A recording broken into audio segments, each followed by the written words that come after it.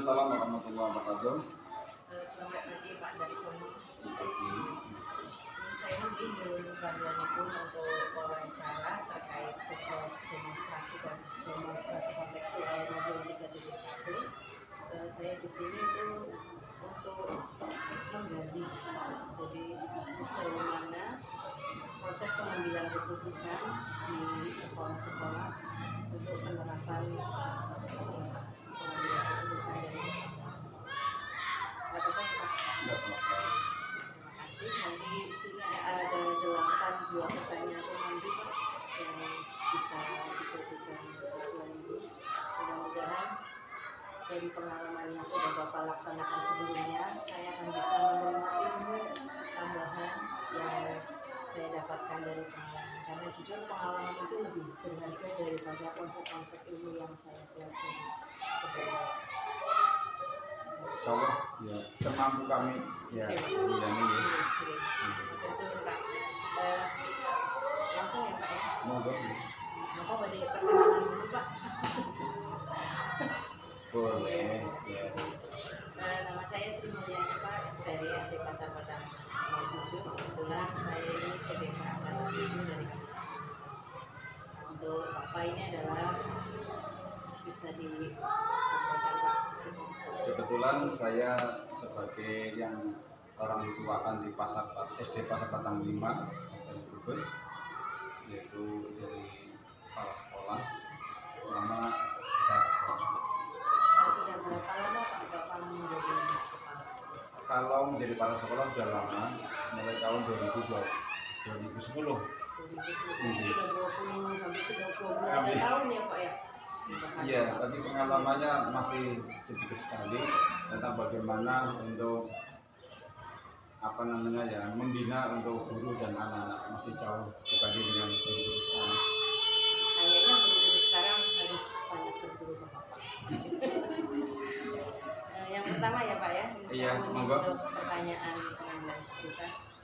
Selama Bapak menjabat sebagai kepala sekolah, apakah Bapak pernah mendapatkan kasus-kasus yang merupakan dilema etika maupun dilema yang rujukan moral? Terima kasih Bu Yani atas pertanyaannya, bahwa selama kami baik jadi guru maupun kepala sekolah, jelas kalau dilema etika maupun di rujukan moral setiap sekolah pasti ada. Kebetulan yang kami tempati pasti ada, terutama pada anak-anak. Dan biasanya ini bukan untuk kelas 1 sampai kelas 2, tapi kebanyakan kelas 1 sampai 6. Namun yang paling banyak adalah di kelas 6 karena sudah mulai mungkin remaja ya. Jadi di situ banyak etika-etika, dilema etika. Itu. Nah ini bagaimana Bapak itu mengidentifikasi kasus-kasus tersebut yang istilahnya membedakan, bagaimana Bapak bisa membedakan bahwa kasus A termasuk dilema etika dan kasus B termasuk rujukan moral? Kaitan dengan dilema etika, bahwa di sekolah, khususnya di sekolah kami yang di kota kelurahan tapi di pedesaan ya, khususnya di SD Pasar Batang 5, ini munculnya anak-anak yang selalu membuli ya, kekurangan-kekurangan anak-anak. Kemudian kenakalan antara anak dengan anak, diantaranya yaitu yang sering mengatakan, memanggil nama temannya panggilan nama orang tuanya, biasanya seperti itu. Tetapi yang kami ini banyakkan membuli karena ada kekurangan, itu kekurangan dari fisik dan kekurangan dari mental, seperti itu. Jadi itu yang termasuk kasus dilema etika ya Pak ya? Iya. Kalau yang untuk rujukan moral pernah ada tidak Pak di sekolah Bapak? Untuk rujukan moral itu yang seperti dari anak ini malas untuk mengerjakan tugas gitu kan ya, kemudian lama tidak berangkat. Nah, kebetulan di kami juga ada itu, sudah etikanya kadang kurang baik, moralnya juga berkurang ya, itu seperti itu. Jadi kompleks ya, Jadi kebiasaan-kebiasaan ini, tapi hanya beberapa anak aja. Tapi tugas kita ya Pak sebagai guru untuk membimbing mereka ya. Betul, iya. Seberapapun istilahnya kurangnya mereka itu tanggung jawab kita lakukan. Betul, iya. Masuk ke pertanyaan yang kedua ya Pak ya. Iya. Bagaimana Bapak menjalankan pengambilan keputusan di sekolah, terutama untuk kasus-kasus di mana ada dua kepentingan yang sama-sama benar, tetapi mengandung nilai-nilai kebajikan? Iya, terima kasih. Bahwa bagaimana sih untuk mengambil keputusan, ini dilema buat kami juga ya.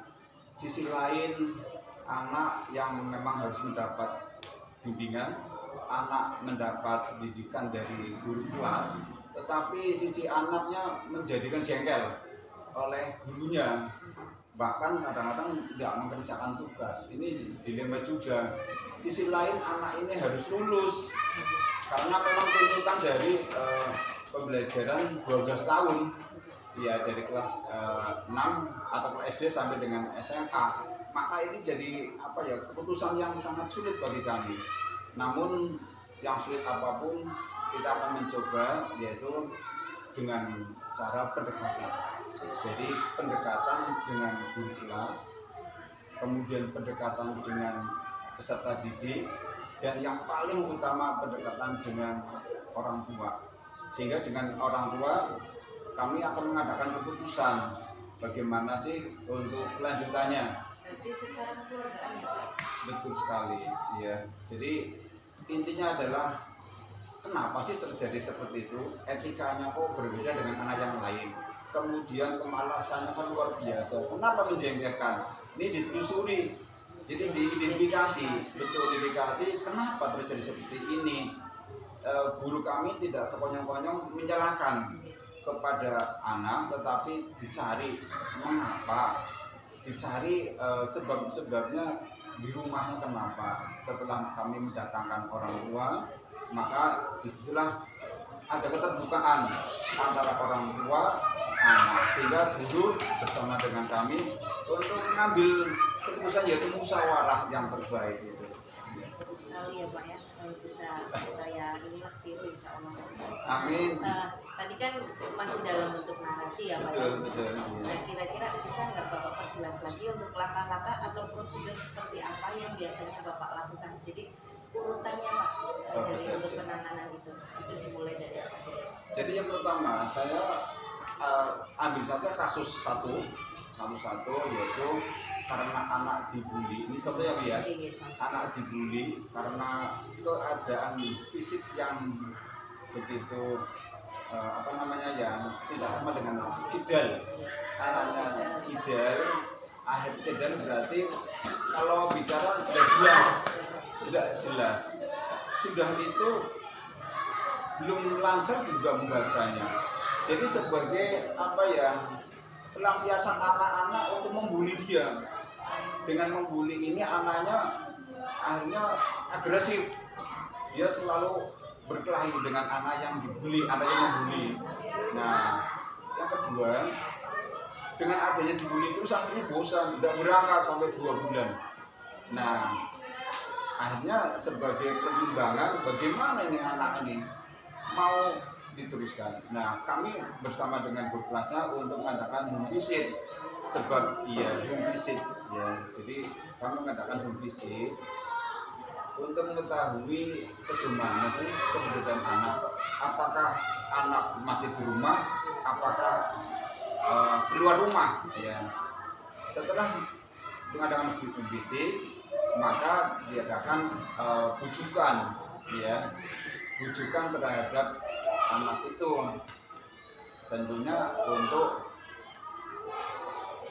supaya kegiatan sekolah ini aktif ya. Kalau bujukan pertama tidak bisa dilakukan atau tidak berhasil, maka bujukan kedua bersama dengan orang tua. Nah, ini bersama dengan orang tua, melibatkan orang tua, ini bujukan.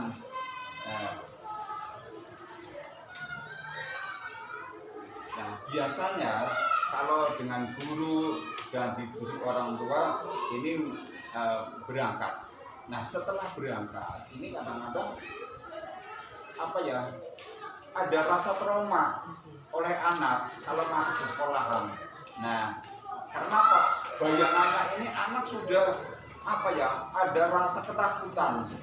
Maka yang berikutnya adalah kami adakan anak-anak teman-teman yang sebayanya di kelasnya untuk diajak apa namanya, bicara bersama. Iya, antara guru kelas dan anak, sebagian anak yang selalu membuli ini diajak bicara bersama-sama di ruang tamu, di ruang kelas sekolah. Jadi bukan cuma guru tapi anak, kami menghadirkan anak. Ya. Metodenya apa, Pak? Metodenya metode pendekatan. Iya. Kalau di CGP kan mungkin ada yang namanya coaching ya, Pak. Betul. Iya. Itu sudah diterapkan di sini. Sudah. Iya. Jadi pendekatan melalui lesan, melalui supaya terbuka. Jadi ada keterbukaan. Keterbukaan kenapa sih? Tujuan apa sih ya? Ternyata hanya sebagai guyonan. Nah, dari keterbukaan anak ini mereka menyadari. Ya, kemudian kami mengadakan namanya pembinaan rutin. Ya, setelah itu pembinaan dia mental itu secara rutin. Ya. Secara rutin. Biasanya itu setiap hari Rabu, Mbak.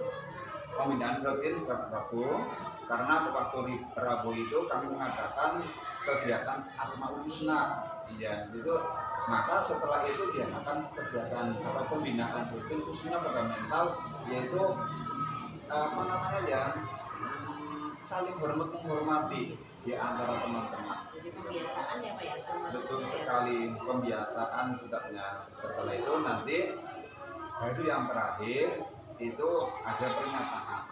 Jadi diadakan pernyataan kepada anak yang bully. Jadi kesepakatan di dalam kelas itu, kesepakatan bagaimana cara yang terbaik kalau ada anak yang melakukan ya pembulian lah kepada anak. Intinya bagaimana anak tersebut di dalam kelas itu peraturannya harus disepakati bersama. Bagus sekali Pak, ini Pak termasuk salah satu langkah yang saya tiru juga Pak. Kebiasaan ya. Kemudian Pak yang berikutnya berdasarkan langkah-langkah tadi yang sudah Bapak laksanakan, hal-hal apa saja yang selama ini sudah Bapak anggap efektif dalam pengambilan keputusan? Yang kami anggap efektif adalah mendatangkan orang tua. Jelas itu. Iya. Mendatangkan orang tua jika anak yang tadi, baik yang membuli maupun yang dibuli, ini pasti itu kami mendatangkan kedua-duanya. Karena keberhasilan bukan cuma dari pihak yang dibuli atau yang tidak dibuli, kedua-duanya harus mengikuti. Artinya dari antara orang tuanya dan anaknya. Berarti alhamdulillah, tapi kerjasamanya ada ya Pak, antara istilahnya orang tuanya bersedia datang. Adakah hal-hal yang selama ini merupakan tantangan Pak dalam pengambilan keputusan kasus-kasus ini? Benar Mbak, semua pasti ada tantangan. Katakan saja hal yang benar untuk melawan kebenaran. Benarnya apa? Bahwa orang tua memberikan amanat kepada kami adalah untuk dididik. Tetapi anak-anak kadang mentalnya kurang baik. Maka ya tadi, ya kurang baiknya ada dibully, ada yang membuli, kemudian tidak masuk sampai 2 bulan. Mau dibiarkan, maka anak tidak akan lulus. Maka jadi beban juga pada Kabupaten Brebes adalah harus lulus. Iya, maka ini jadi keputusan yang bagi kami sulit. Tetapi sisi lain ini benar, anak harus lulus. Sisi lain benar harus mengerjakan tugas. Nah, maka keputusan yang sulit ini tetap kami mengadakan pertemuan dengan orang tua dan ada pernyataan, istilahnya pernyataan antara kalau misalkan anak ini tidak mengikuti lagi, bagaimana keputusan orang tua gitu. Apakah barangkali mau pindah sekolah atau mau putus, tetapi kami mengharapkannya tidak seperti itu. Ya, kan pembina saja meminta yang sudah putus sekolah untuk Harus sekolah lagi, iya. Ini tapi harus ada pernyataan, biar ada sebagai bukti ya Pak bukti ya. keterikatan kami. Iya. Lanjut ya Pak, berikutnya dalam pelaksanaan pengambilan keputusan Pak, apakah ada tata kelola atau jadwal tertentu Pak dalam penyelesaian kasus-kasus? Oh iya, untuk tata kelola ini melihat situasi. Bisa langsung hari itu kalau ada yang mendesak maka langsung diputuskan. Tetapi kalau misalkan ini agak panjang, perlu ada pembinaan yang rutin, maka berkala. Berkalanya seminggu sekali. Tetapi hal-hal yang susah yang males untuk berangkat, kemudian moralnya kurang baik ini berkala. Tapi kalau ada kenakalan yang lain, maka langsung kami putuskan. Khusus untuk anak-anak, untuk berita insya Allah baik semuanya. Kalau bentuk atau prosedur yang sudah dijalankan untuk jadwal-jadwal tersebut itu dalam bentuk apa? Biasanya tertulis, secara lisan juga, lisan dan tertulis. Tertulisnya itu setiap ada peraturan di di kelas, yaitu berkalanya ada pembinaan mental istilahnya. Dimasukkan ke program bimbingan. Jadi bimbingan itu bimbingan personal. betul dia masing-masing. Tapi khususnya untuk hari Rebo itu seluruhan. Jadi bukan sudah terjadwal kelas 1 sampai kelas 6 bimbingan mental itu bimbingan mental. Khususnya ya tadi yang barangkali ada yang mentalnya kurang pas tetapi yang mendekat yang lesan itu Ustaz Badi itu di sekolah itu kelas masing-masing. Lanjut nih Pak, adakah seseorang atau faktor-faktor yang selama ini mempermudah Bapak dalam pengambilan keputusan ini? Aduh, ini banyak sekali ya, banyak sekali. Artinya apa? Ini faktor mendukung di samping orang tua. Ini komite Bu Yani. Jadi kami kedekatan dengan komite. Bukan cuma kedekatan, mohon maaf, dalam program, mengajukan program. Tapi jika ada masalah di sekolah, kami minta bantuan kepada komite-komite sekolah. Dia sebagai pembina, ya pembina kita, khususnya orang tua. Bukan cuma komite Bu Yani, kami punya pembina yaitu pengawas. Kami selalu konsultasi yang terbaik bagaimana. Jadi kami di samping orang tua anak, kemudian kepada komite sekolah, dan sebagai atasan saya yaitu pengawas atau pembina sekolah itu yang diadakan apa ya, selalu komunikasi bagaimana jalan yang terbaik untuk mengatasi jika ada anak yang tadi yang dilema etika tadi. Nah itu. Pertanyaan terakhir nih Pak, banyak sekali. Dari yang sudah kita bicarakan tadi, yang sudah disampaikan oleh Bapak, pembelajaran apa yang dapat Bapak petik berdasarkan pengalaman pengambilan keputusan ini? Oke, terima kasih. Jadi untuk pengambilan atau pengalaman bahwa saya tanamkan kepada guru-guru bahwa tugas guru adalah mendidik, mengajarkan, menginformasikan pembelajaran sesuai dengan aturan pemerintah. Adapun kalau anak-anak ini kurang mampu, ini urusannya adalah beda, karena sesuatu hal itu ada yang mengaturnya, yaitu anak pandai atau tidak pandai itu urusan Allah Subhanahu wa Ta'ala. Tetapi guru tugasnya yaitu memberikan pelajaran, memberikan pembinaan. Kemudian setelah itu, utamanya adalah setelah ini musyawarah antara orang tua, anak korban, ya, kemudian komite, sehingga ada terjalin kerjasama tanggung jawab untuk pendidik anak, bukan cuma sekolah saja, tetapi masih ada orang tua, masih ada tugas yaitu pengawas kita. Intinya adalah kita adakan komunikasi yang terbaik, jalin komunikasi antara guru, peserta didik, orang tua, kolaborasi yang tepat itu. Insya Allah maka anak akan muncul dari pribadi-pribadi yang tadinya alhamdulillah untuk Bu Yani, setelah yang tadi program ini, anak yang 2 bulan ini tidak berangkat, susahnya berangkat, ini sudah di meja, sudah mengikuti pendidikan, ya, mengikuti sampai guru kelasnya melaporkan, Pak Darsono, anak ini sudah berangkat lagi. Kami kunjungi di kelasnya, alhamdulillah memang betul. Saya ngomong, Mas berangkat terus, insya Allah lulus, ya ikuti saja sama guru kelasnya. Dan alhamdulillah betul, anaknya ini aktif lagi selama 2 bulan sudah mengikuti, ya. Jadi intinya adalah kita musyawarah yang terbaik, adakan kolaborasi, ya itu saja. Alhamdulillah, 8 pertanyaan sudah tersampaikan dan jawabannya semuanya sangat memuaskan. Bisa menjadikan pengalaman berharga buat saya dan buat rekan-rekan CDP yang lain. Hanya sedikit saja. Sedikit tapi banyak Pak, berbobot. Terima kasih atas bantuan dari Pak Darsono. Sama-sama. Maaf apabila dalam penyampaian yang tadi ada yang menyinggung Bapak atau barangkali ada yang kurang berkenan, saya mohon maaf ya Pak ya. Sama-sama, ya semua.